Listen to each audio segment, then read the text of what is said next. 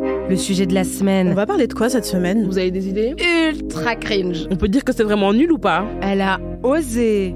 Alors cette semaine, comme je vous le disais tout à l'heure, on va parler des délits racistes du gouvernement. On va parler et faire un point sur les tenues vestimentaires à l'école. On va revenir sur l'évolution un peu des tenues en France et ailleurs, de leur représentation dans la pop culture, des uniformes et de tous les problèmes que ça peut soulever. Alors moi, je sais pas toi, Kumbis, mais moi, mes principaux mauvais souvenirs au collège et au lycée, mis à part le harcèlement et les maths, c'était surtout les réglementations et les interdictions qu'il y avait autour des tenues des élèves, surtout des élèves filles. J'ai une anecdote en cours de géo. C'était l'été, il faisait chaud, voilà, je portais un haut, à manches longues en plus, un peu large. Et en fait, le haut, il retombait un peu sur mes épaules. Donc, on voyait mes épaules. Et voilà, ma prof d'histoire géo, c'était trop pour elle, apparemment. Et en plein cours, en fait, elle m'avait vraiment alpagué devant tout le monde pour me dire d'aller me changer et de couvrir mes épaules parce que, je cite, c'est de la chair fraîche pour les garçons. Mais en fait, c'est ça qui me fait rire, c'est que souvent, quand on était jeune, du coup, il y avait plein de trucs qu'on ne pouvait pas mettre, que ce soit des jupes ou même des jupes culottes, tout ça, un peu courtes, par rapport aux garçons. Ouais. Et donc, dès notre plus jeune âge, on nous apprend en fait qu'il faut s'habiller en fonction des désirs qu'on peut provoquer chez les garçons. Et c'est hyper déplacé en fait. Parce que moi, j'ai jamais compris pourquoi les garçons pouvaient être torse nu et pas nous. On a le même corps, c'est juste que nous, on a des seins et qu'ils ont des pectoraux. Et moi, ça me choque de voir, par exemple, dans la rue, souvent en été, il y a les hommes torse nu. C'est clair. Moi, j'aimerais bien aussi me mettre torse nu. Et je me dis, en fait, c'est dégueulasse. Et dès le plus jeune âge, du coup, moi aussi, en fait, je pouvais pas mettre de créole. Par contre, parfois, je pouvais pas faire de tresses de couleur. Et c'était trop, genre, distrayant. Je sais pas pour qui.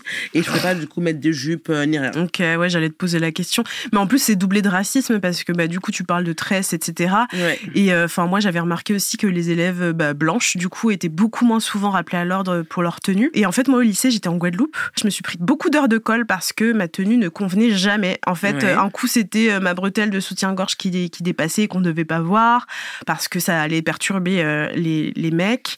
Un coup, on voyait 1 centimètre de mon ventre, donc ça allait pas. Enfin, pour rappel, quand même, en Guadeloupe, il fait chaud. Ouais. Et on n'avait pas le droit de porter de débardeur. Fallait des t-shirts qui couvraient les épaules.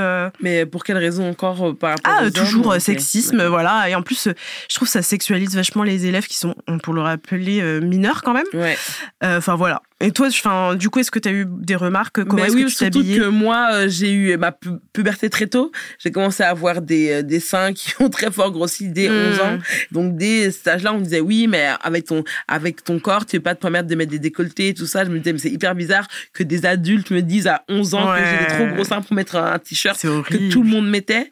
Et je pense que en plus déjà d'être super sexiste, c'est souvent les femmes ou les enfants qui ont des formes et qui sont plus en chair que d'autres qui sont pris à partie parce que souvent on dit oui mais sur toi ça fait vulgaire alors que non, c'est juste la perception qui fait que quand on a plus de fesses ou plus de seins notre corps est plus sexualisé. Et les femmes noires aussi oui, bien parce sûr que voilà, enfin moi je me rappelle que j'avais eu beaucoup de remarques aussi sur le fait que tu sais c'était la mode des slims et donc j'en portais aussi et j'avais des remarques à la fois des élèves et des profs etc. ou des surveillants en mode c'est vulgaire etc.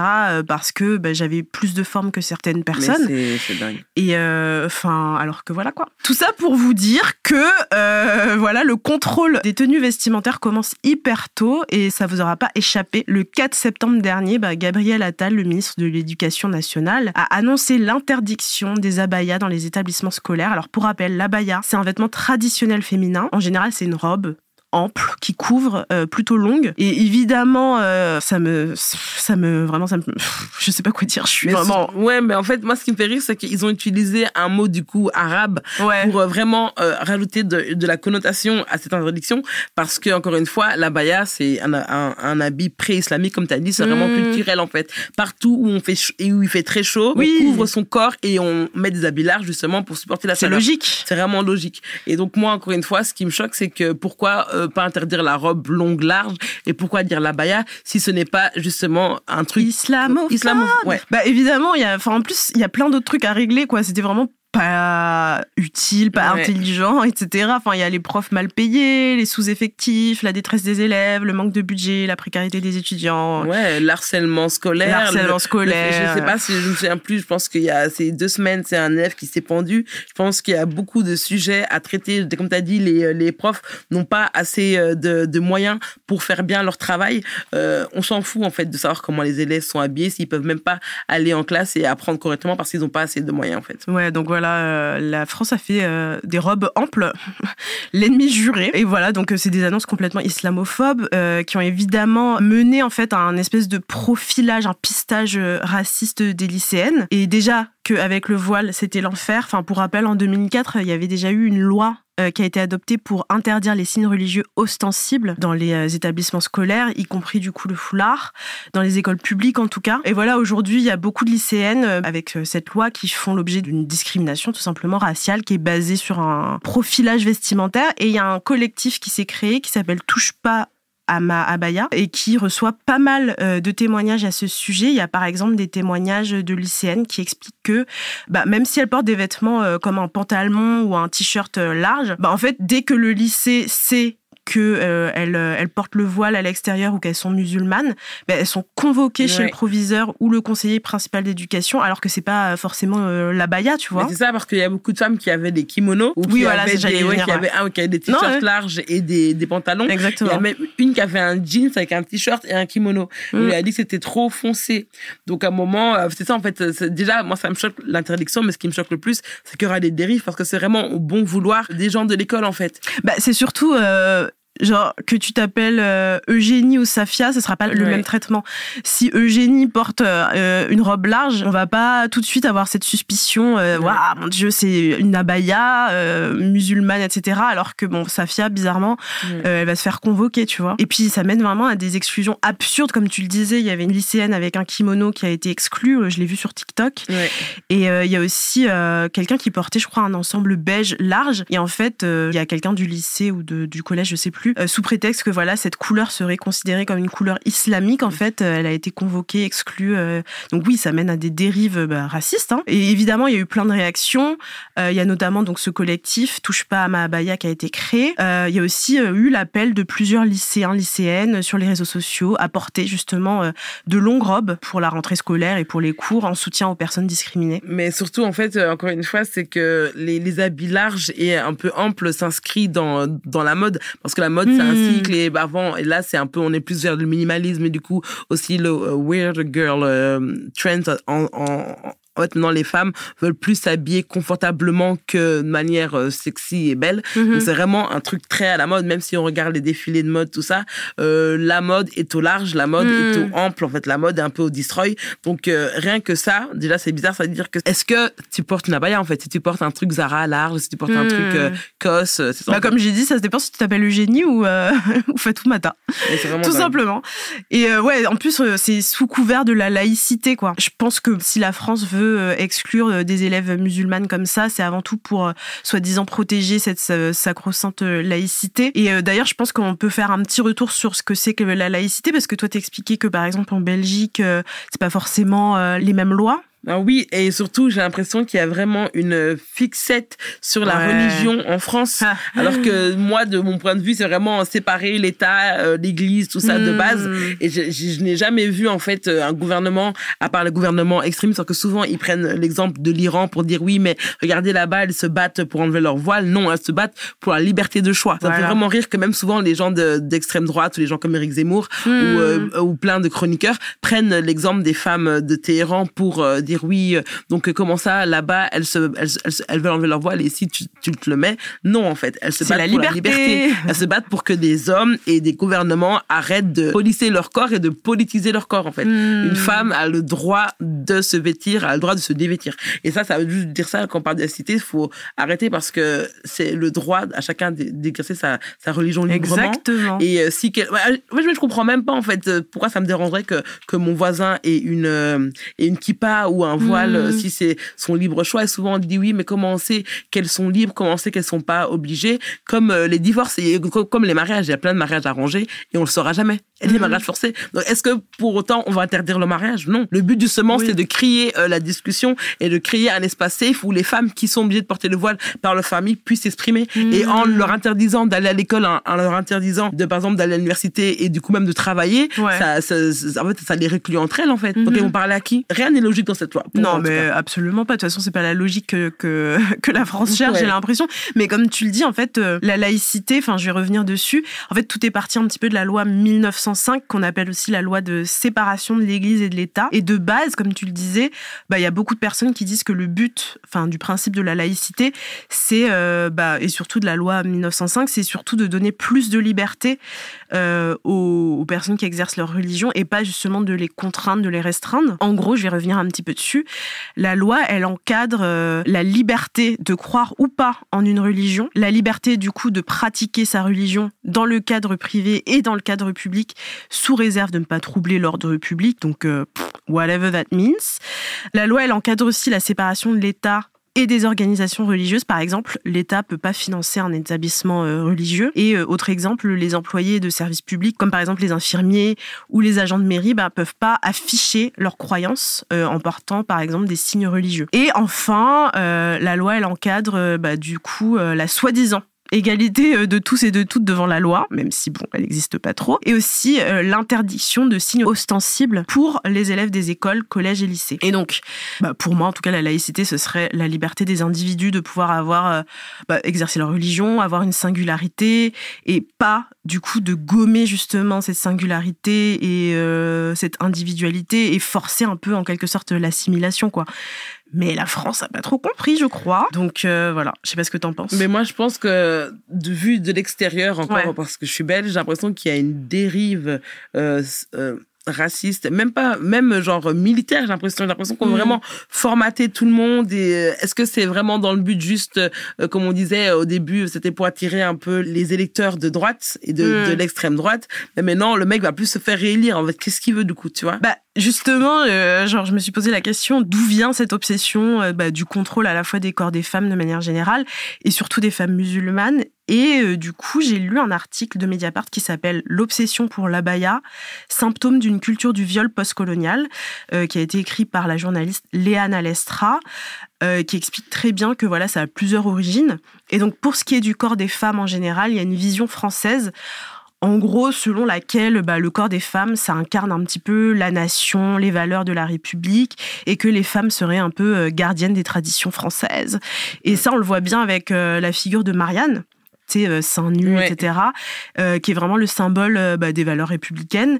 Et donc, c'est un petit peu une perspective sexiste selon laquelle les femmes qui porteraient le foulard, elles seront un peu suspectées, pointées du doigt, suspectées de trahir en fait les valeurs de la République française.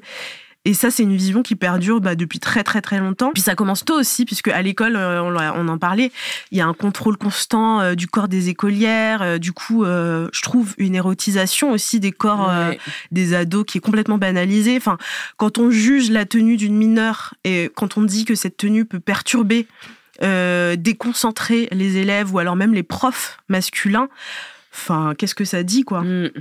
Et puis, il y a aussi le contrôle, du coup, du corps des femmes musulmanes, et ça remonte aussi il y a longtemps. À l'orientalisme, tout ça, exactement, aux colonies, à l'occupation coloniale. Et donc, les femmes racisées issues des colonies, elles sont réduites à des stéréotypes sexistes, fétichistes, comme tu disais, orientalistes pour les femmes arabes. Et donc, le fait que les femmes voilées sont une catégorie porno qui marche très bien, ça veut déjà tout dire, en fait. Vraiment l'idée de qu'est-ce qu'elle cache en dessous, tu vois. J'avais même vu plusieurs tweets qui disaient, en fait, elle nous attire en ne montrant rien, et c'est vraiment une dinguerie, parce que souvent les femmes qui s'habillent ample et large, c'est par pudeur et même juste parce que pour sentir mieux dans leur corps. Donc croire qu'elles font ça en mode pour attirer, c'est toujours ça. C'est vraiment dingue. Il y a toujours ce regard, ce male gaze, quoi. Et en fait, dans tout ça, le voile, est perçu comme un symbole un peu, j'avais lu du coup dans l'article, un symbole de l'inaccessibilité des femmes musulmanes, comme si du coup, ça les rend complètement inaccessibles au désir des hommes, et donc ça perturbe, ça dérange, et aussi comme une menace, comme je disais tout à l'heure, aux valeurs françaises, quoi. Et donc, mais juste pour te couper, quand tu parles de inaccessibilité, j'avais vu un tweet vraiment lunaire où le mec disait, quand il voit une femme voilée, elle sait qu'elle n'est pas attirée par lui parce que lui n'est pas musulman, et que comme si elle montrait qu'elle était là que pour les hommes musulmans. Mais je me suis dit, c'est vraiment fou de voir une femme voilée, de dire oui, mais elle n'est pas pour moi, tu vois. On fait penser à ça. Ok, ça s'explique, quoi. Et en fait, il y a une pression sur les femmes musulmanes, un peu, elles doivent prouver leur adhésion un petit peu aux principes républicains sans cesse, un peu en se montrant ouvertes du coup à l'assimilation, à la séduction. Et enfin, c'est hyper sexiste et ça passe du coup par le contrôle des corps des femmes musulmanes. Je trouve aussi que ça se ressent du coup dans le focus qu'il y a sur les tenues des collégiennes, des lycéennes qui sont perçues comme musulmanes et qui visent du coup à renforcer tout le racisme, toute la stigmatisation qu'il y a autour de toutes ces populations, quoi.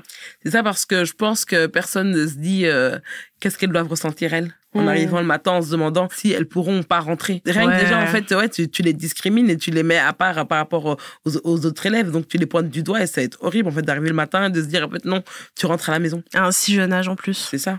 Ouais. Ça se dit quelle est leur place dans la société, en fait, plus tard. C'est déjà même à l'école, l'école de la République, normalement, si elles ne peuvent pas rentrer là, elles pourront rentrer où? Ça me choque. Mais du coup, en parlant de tenue, j'ai vu un tweet de Sylvie Tellier, la fille, excusez-moi, je sais pas si vous dire la meuf de Miss France, qui a posté une photo de la rentrée avec ses enfants, avec les gens de « Et si la solution, c'était l'uniforme ?» Ah ouais. Ça m'a trop saoulée parce que je me suis dit, encore une fois, c'est une personne non concernée qui essaye un peu de minimiser le combat, parce qu'en fait, encore une fois, c'est pas que la baya. C'est si maintenant on s'arrête pas à la baya, ça va aller jusque où, en fait? Est-ce qu'ils vont venir jusque chez nous, voir ce qu'on mange dans notre frigo, pour voir si on est vraiment républicain et si on chante à Marseillaise à nos enfants avant de dormir? C'est vraiment ça, en fait. Pour moi, si on ouvre cette porte-là, en fait, il y a tout qui peut partir. Oui, ça va de plus en plus loin. Surtout qu'on voit que j'avais vu un article qui disait que les droits des femmes diminuent un peu partout dans le monde. Il y a même des pays où, par exemple, le droit d'avortement avait été un droit et a été retiré. Je pense que, encore une fois, c'est plus que juste la baillasse. Encore une fois, le droit des femmes de vivre et de gérer leur corps et leur vie comme elles le veulent. Donc, ce tweet m'a énervé, mais ça m'a donné envie de savoir d'où viennent les uniformes scolaires. Je sais que tu en parlais aussi. Ouais, je vais en parler après. C'est plus un peu historique. Donc, alors, pour te dire, c'est apparu en Angleterre au XVIe siècle. Et avant d'être un truc très élitiste dans les écoles un peu chic, c'était dans les écoles caritatives, parce que du coup, souvent, les enfants pauvres n'avaient pas d'habits propres et d'habits beaux à mettre à l'école. Donc, c'est un peu les gens, les bonnes sœurs, tout ça, qui leur mettaient des uniformes pour pas les distinguer entre les les pauvres et les riches. Ça, je comprends très bien. Et c'est arrivé début 1800 dans les lycées français. Ouais. Et c'est Napoléon, notre grand ami, Napoléon, qui a souhaité réformer le système éducatif, et il voulait une discipline très militaire. C'est pas étonnant. Et du coup, l'uniforme se rapprochait très fort des habits militaires. Donc, il a imposé ça. Et en 2003, Xavier Dorcas, un ancien ministre de l'Éducation nationale, qui voulait adopter une tenue scolaire parce que ça supprimerait, et je le cite, la différence visible de niveau social ou de fortune. Donc, pour lui, en fait, il voulait un uniforme pareil pour toute la France, mais son projet n'a pas été retenu par manque de soutien. Et en 2016, c'est revenu encore sur le devant de la scène présidentielle. Pendant les élections présidentielles de 2017, François Fillon et Marine Le Pen ont inscrit encore le port de l'uniforme dans leur programme. Et Jean-Michel Blanquer aussi se dit favorable aux uniformes scolaires en 2017. Et je le cite, il dit « Dès lors qu'il existe une adhésion locale, cela peut être une des réponses au consumérisme qui caractérise notre société et accentue les inégalités sociales jusque dans la cour de récréation. » Moi, je pense en fait que si on porte les uniformes, comme souvent c'est les parents qui doivent l'acheter, on va savoir les gens qui ont des uniformes usés et des uniformes neufs. Et maintenant, ce qui est le plus en fait à la mode et qui coûte le plus cher, c'est les accessoires. Donc les chaussures, le téléphone, les lunettes, le sac à main.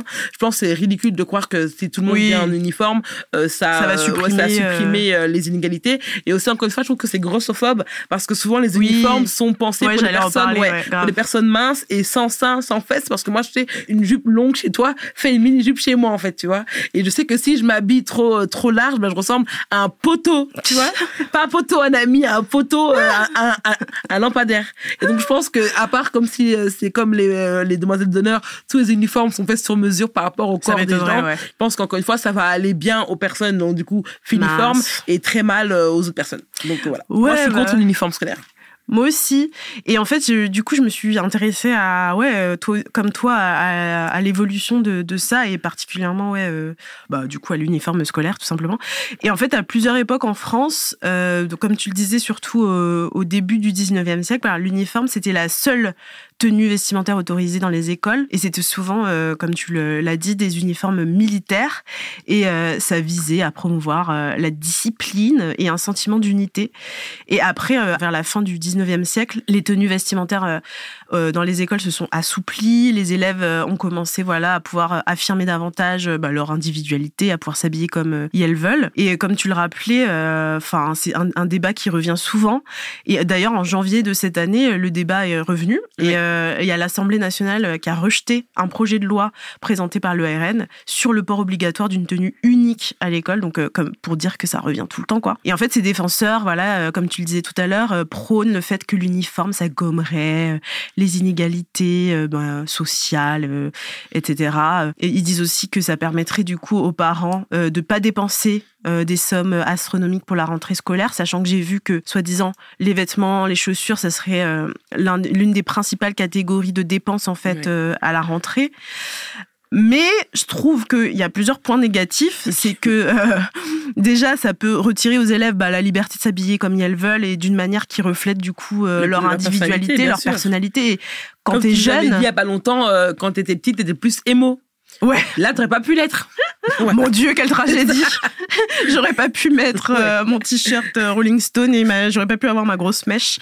Ouais, mais en plus, quand t'es jeune, tu te construis, donc avoir une individualité, avoir une personnalité et l'exprimer à travers ses vêtements, c'est important. Donc ouais, pour moi, c'est pas bien. Et juste mettre encore des vêtements où on se sent bien, en fait. Ouais. Donc je pense que l'adolescence, c'est vraiment un des pires moments pour l'amour de son corps ou le désamour de son corps. Et je pense que tout le monde s'habille pour se sentir bien, mais encore plus quand on est jeune. Je sais que moi, je mettais toujours la même veste en jean parce que je trouvais qu'elle m'allait trop bien. Et donc, c'est vraiment dommage. Tu n'aurais pas pu. Et c'est sexiste parce que les filles, du coup, sont obligées de porter des jupes dans la plupart des uniformes. Et il y a une image hyper sexualisée de, tu sais, la petite jupe plissée, ultra courte, la petite cravate parfois... on le voit beaucoup dans la pop culture, justement, dans les séries. Dans les mangas aussi. Dans les mangas, dans deux trucs de la pop culture où t'as ce truc, même Britney Spears, sa tenue de Oops, I Did It Again. Ça avait choqué le monde. C'était dans Baby One More Time. Ah oui, pardon. Ouais, quand elle arrive, qu'elle fait ça, sexy, ça avait choqué un peu. Oui, en fait, il y a un truc hyper chelou où t'as un uniforme scolaire qui est censé être un uniforme pour petite fille, qui est devenu un truc hyper sexualisé et, limite, même, tu parlais de porno tout à l'heure, c'est devenu un espèce de fantasme et ça revient au fait, c'est hyper chelou, du coup, tu sexualises cette tenue qui est dédiée à des personnes mineures. De base. Ouais, de base. C'est trop bizarre. Et sans compter aussi le fait que c'est hyper binaire et que donc c'est un moyen de plus, je trouve, pour discriminer, stigmatiser les personnes qui ne s'identifient pas en tant que femmes ou hommes, donc personnes trans, non binaires. Et ça renforce une différenciation hyper prononcée des genres. Ce qui est un comble, du coup, pour un vêtement qui, soi-disant, serait là pour gommer les différences, quoi. Et vas-y. Je vais juste arrêter parce que tu as parlé d'élèves mineurs. Ouais. Et j'avais vu un tweet très vrai où, en fait, il dénonçait un journaliste de BFM TV qui avait interviewé une des filles mineures qui s'est fait arrêter devant son école à cause de son... Elle n'avait pas d'abaya, c'était vraiment un ensemble large.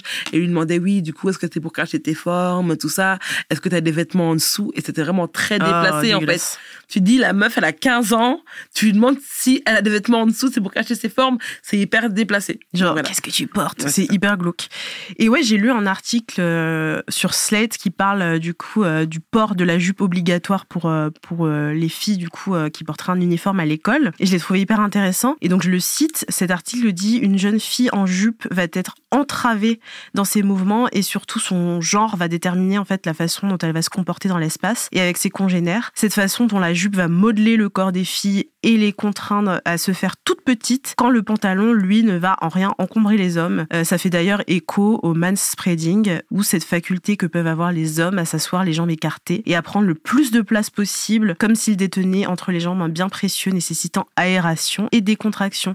Au-delà du truc hyper sexualisant de la petite jupe plissée hyper courte, il y a aussi le fait que ça entrave les mouvements. Puis je sais pas, toutes les filles ont pas envie de porter une jupe. C'est ça, et nous, on a des grosses cuisses, nos jambes se touchent quand on marche. Parfois, c'est très chouette de mettre un legging, en fait. Et je trouve aussi que les uniformes, c'est, comme tu le disais tout à l'heure, comme tu viens de le dire, c'est pas adapté à tous les types de corps. Et il y a ce truc d'uniformisation, sauf que, comme tu le disais tout à l'heure, je me demande si c'est pas fait sur mesure, quoi. Non, donc il y a forcément des biais, etc. Enfin, je sais qu'en Guadeloupe, il y a beaucoup encore aujourd'hui de lycées, et même pas privés, hein, qui préconisent l'uniforme pour tous et toutes. Et voilà, t'as les mecs en pantalon et les filles en jupe. Donc voilà, moi, j'aurais pas trop kiffé avoir une jupe tous les jours. Puis vraiment, interdiction de porter le pantalon, quoi. T'as pas le droit de switcher si tu veux. C'est hyper genré. Mais c'est surtout hyper, encore une fois, discriminatoire pour les personnes qui n'aiment pas leurs jambes ou qui ne veulent pas montrer leurs jambes. Mm-hmm. Et puis, même si du coup, les défenseurs de l'uniforme prétendent que voilà, c'est pour gommer les inégalités, comme tu le disais tout à l'heure, ça peut aussi être un marqueur social, puisque si on réfléchit bien, en vrai, aujourd'hui, là, en 2023, l'uniforme, ça reste assez chic. C'est ultra cher aussi, parfois. Ouais. Et c'est surtout dans les écoles privées. Donc, finalement, ça gomme pas tant que ça les inégalités, parce que c'est pas dans tous les lycées, dans tous les collèges que l'uniforme serait imposé. Et puis, ça sert aussi encore et toujours de prétexte, à interdire le voile, à interdire d'autres signes religieux. Ouais. Donc voilà, nous, on n'est pas assez France, quoi. Exactement. Donc, à bas l'uniforme, laissez les écoliers et écolières porter ce qu'elles veulent. Et vive la baya. Voilà, vive la baya.